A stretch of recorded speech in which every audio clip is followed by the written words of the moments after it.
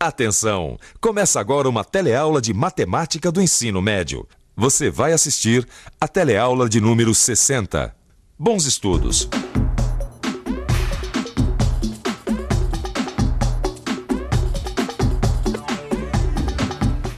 Olá! Você se recorda da nossa última teleaula onde a gente começou a estudar logaritmo? Pois bem, na teleaula de hoje a gente prossegue com esse assunto, aprofundando ainda mais os nossos conhecimentos sobre logaritmos, onde você vai conhecer a tábua de logaritmos. Vai conhecer também as propriedades dos logaritmos na multiplicação, na divisão e na potência. E por fim, vai saber usar as propriedades para calcular logaritmos de alguns números.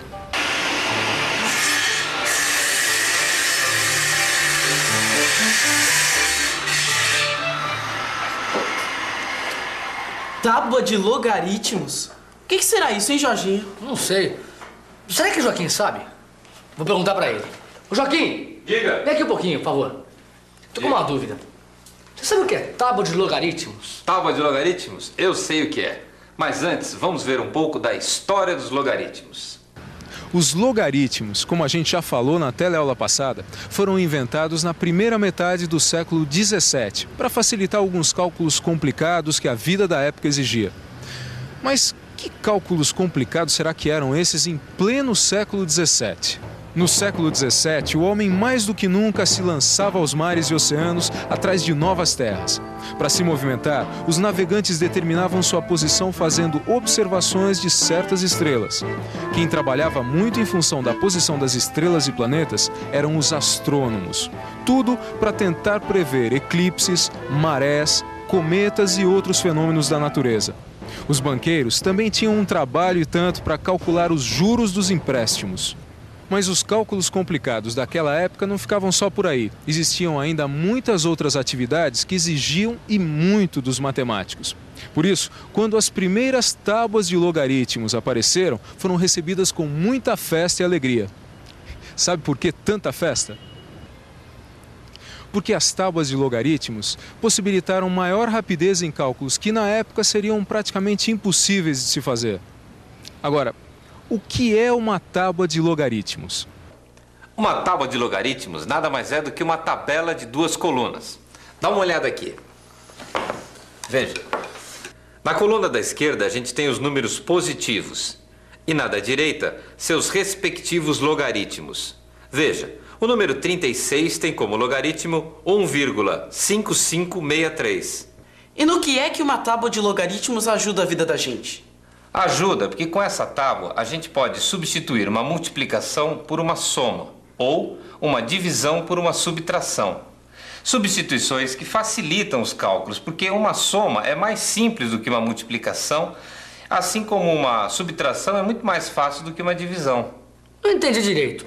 Como é que com uma tábua de logaritmos dá pra gente substituir uma multiplicação por uma soma? É simples. Em vez de a gente multiplicar 37 por 65, a gente pode pegar os seus logaritmos correspondentes na tabela e depois somá-los.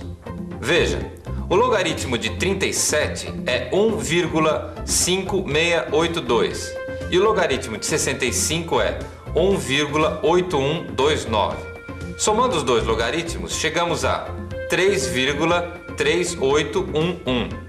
Que olhando aqui na tabela, eu vejo que este logaritmo corresponde ao número 2405. Ou seja, 37 vezes 65 dá 2405. Nossa, parece mágica. Parece, mas não é. É matemática pura. Quer dizer que se eu tiver uma multiplicação entre dois números, dá para substituir por uma adição? Dá, do mesmo jeito que se você tiver uma divisão entre dois números, você pode substituir por uma subtração. Essas são algumas das propriedades dos logaritmos. Propriedades dos logaritmos? Vocês vão me desculpar, mas eu me perdi um pouco com essa história de logaritmos. Será que não dá para dar uma revisadinha, não? Perfeitamente. O que são logaritmos? Vamos rever sua definição? Quando um número está escrito como potência de base 10, então o expoente é o logaritmo desse número. Lembrou da definição? Não tem erro, dá só uma olhada nesse exemplo. A gente sabe que 10 elevado a 0,477 é igual a 3. Dizemos então que 0,477 é o logaritmo de 3. Viu como a definição é simples? De uma forma geral, a gente pode dizer o seguinte, que se o logaritmo de um número x é igual a y, então 10 elevado a y é igual a x. E para não ficar nenhuma dúvida, dá uma conferida num outro exemplo. Se o logaritmo de 65 é igual a 1,8129, então a gente pode dizer que 10 elevado a 1,8129 é igual a 65. E aí, deu para relembrar a definição de logaritmo? Ah, agora sim, né? E as tais propriedades dos logaritmos, quais são? A primeira delas a gente já viu. É aquela que fala do produto de dois números? Exatamente. O logaritmo do produto de dois números é igual à soma de seus logaritmos. E isso se escreve assim. O logaritmo do produto de A por B é igual ao logaritmo de A mais o logaritmo de B. E essa propriedade a gente pode usar para quê, hein? Bem, a gente pode usar, por exemplo, para calcular o logaritmo de 6, conhecendo o logaritmo de 2 e de 3. Como assim? Bem, aí está o nosso problema. A gente quer saber qual o logaritmo de 6 e conhece os logaritmos de 2 e 3. A gente sabe que o logaritmo de 6 é igual ao logaritmo de 2 vezes 3, que é igual ao logaritmo de 2 mais o logaritmo de 3. Como a gente já conhece os logaritmos de 2 e 3, então a conta fica fácil. Aí está. O logaritmo de 6 é igual a 0,778. E essa é a primeira propriedade dos logaritmos. Que diz que o logaritmo do produto de dois números é igual à soma dos logaritmos desses números. E a outra propriedade? Essa a gente também já viu. É a que trata da divisão entre dois logaritmos? Exatamente. Ah, agora eu me lembro que o logaritmo do quociente de dois números é igual à diferença entre seus logaritmos. É essa mesma, que a gente escreve assim. O logaritmo da divisão de A por B é igual ao logaritmo de A menos o logaritmo de B.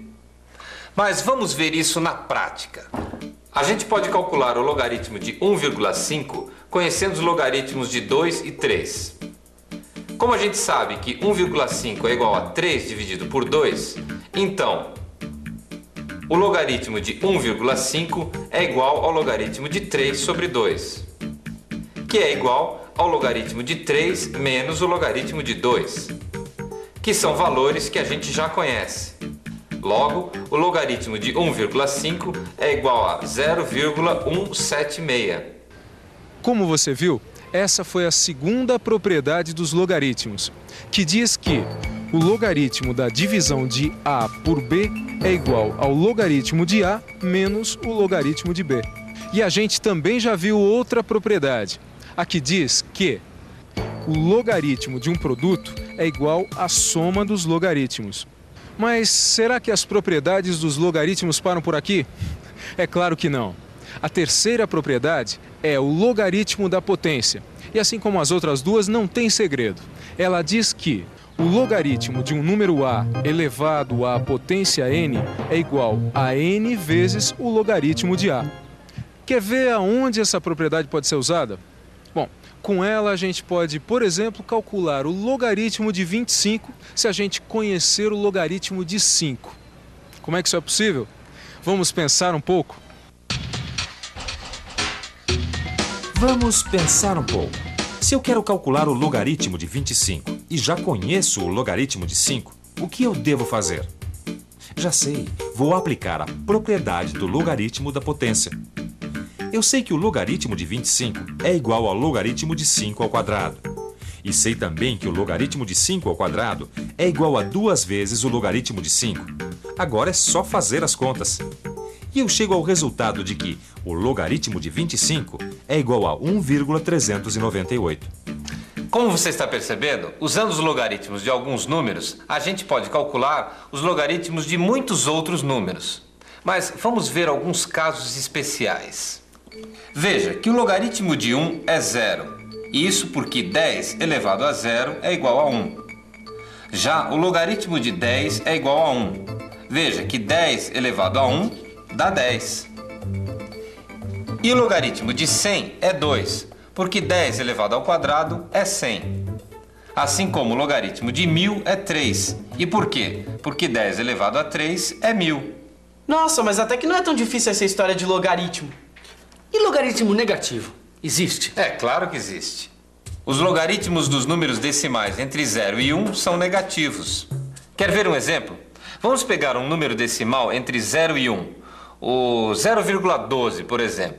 Vamos calcular o seu logaritmo e ver se ele é mesmo negativo. Eu sei que o logaritmo de 2 é 0,301 e que o logaritmo de 6, que a gente já calculou hoje, é 0,778. Então, acompanha meu raciocínio. Repare que 0,12 é igual a 12 dividido por 100. Logo, o logaritmo de 0,12 é igual ao quociente do logaritmo de 12 por 100. Olha aí a segunda propriedade. E o que é que ela me diz? O logaritmo de um quociente é a diferença dos logaritmos. Só que o logaritmo de 12 é igual ao logaritmo de 2 vezes 6. Olha aí a primeira propriedade, que diz que o logaritmo de um produto é igual à soma dos logaritmos. Agora ficou fácil. A gente já sabe os valores dos logaritmos de 2, 6 e 100. Então é só substituir. E aí está. O logaritmo de 0,12 é igual a menos 0,921. Viu como os logaritmos dos números decimais entre 0 e 1 são negativos? Mas e o logaritmo de 0? Quanto é que vale? O logaritmo de 0 não existe. E você saberia me dizer por que ele não existe? Se o logaritmo de um número é o expoente desse mesmo número, escrito como potência de base 10, então não dá para ter mesmo o logaritmo de 0. Isso porque não existe uma potência de base 10 que seja igual a 0. É isso aí, Zeca. E os números negativos, têm logaritmo? Não, só os números positivos têm logaritmo. Mas por hoje chega, porque também não adianta a gente querer aprender tudo de uma vez só. O importante agora é você saber o que aprendeu até aqui. Portanto, é hora da revisão. E atenção, se liga aí que é hora da revisão. Na teleaula de hoje, você conheceu a tábua de logaritmo. Conheceu também as propriedades dos logaritmos na multiplicação, na divisão e na potência. E, por fim, viu como usar as propriedades para calcular logaritmos de alguns números. De tudo que a gente aprendeu hoje, tem uma coisa que é muito importante você ter em mente.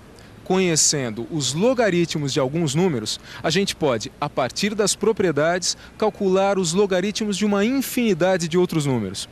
No livro, você vai encontrar uma pequena tábua de logaritmos para poder consultar e resolver os exercícios. Bom, agora é com você. Tchau!